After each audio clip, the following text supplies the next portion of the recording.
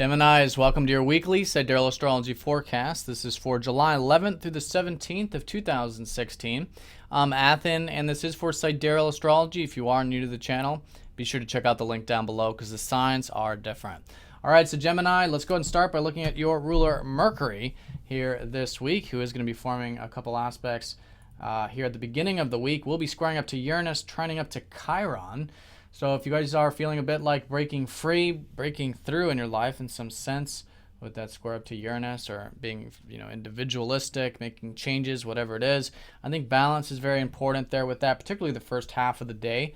There is something to listen to, though. Uranus has been transiting your 10th house, which has been about freedom in your career or in your work life. So whatever changes might be necessary there, but in a slow and steady way is always best with the square energies, with that conscious awareness. But then as a result, the second half of the day starts to have this Mercury trending up to Chiron, which could be quite healing here this Monday. So you could feel maybe quite rejuvenated, quite revitalized in some sense, maybe from some healing that's also been taking place regarding that career side of things. All right, and then over the weekend, we are going to have your ruler conjoining up to Venus. So this conjunction could be you guys are feeling maybe quite attractive. Maybe some of you go into the salon, sprucing up, feeling good, looking good. Oftentimes with the ruler going over Venus, not to mention the fact that it's in your second house. So a lot of this is about these new values since last week regarding the material life, things you can enjoy here, things you can attract in your life on that material level. And in fact, your ruler is going to shift into the second house at the beginning of the week. So you'll probably notice even more of an emphasis here on not only attracting the things you value in life, but enjoying them as well. And that's always the best way of working with the second house is gratitude, being grateful for what we have in life and being aware of that first and primarily. All right, so that's your ruler. Now, in terms of relationships, this is always seen by Jupiter, who does rule that seventh house. There's still changes there, as there has been for many years with that Pluto energy. But particularly from last week, maybe some changes did occur there with your perspective on relationships. But anyways, Jupiter is still in that third house of yours, so it's so much about learning and reading and exchanging at the moment, or can be. Great opportunities there with Jupiter, and maybe a bit of that social energy too, exchanging with others in those relationships, working on that open-mindedness, communication, that sort of thing. All right, no major aspects with Jupiter, though, this week. All right, so that's the relationship side. In terms of work, this is seen by Mars, who rules that sixth house. Things are still about setting long-term foundations with your routine, taking that seriously, working hard, maybe developing your craft for some of you. But whatever it is, Mars is direct this week. He went direct a couple weeks ago, which is nice. Trending up to Chiron, in fact, so you guys could be feeling quite healed, quite rejuvenated when it comes to your routine, when it comes to your work life, which is actually quite nice. And that's going to go exact over the weekend, but all week long we'll be within that 1 degree orb.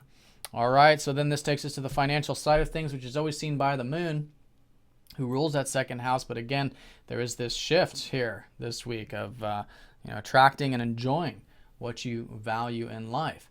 And with the moon, though, this is going to be the first quarter phase of the lunar cycle from when we had the new moon last week. So it's always a good time during the first quarter to challenge yourself when it comes to the material life, right? Take whatever actions are necessary, but of that patience, working hard, I think can be excellent with that.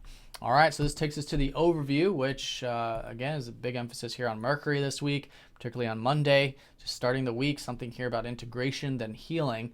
And then as we go over into the weekend, we do have that Venus conjoining your ruler, again, looking good, feeling good, maybe enjoying some of those values in the material life. But we also do have the sun squaring up to Uranus at this time.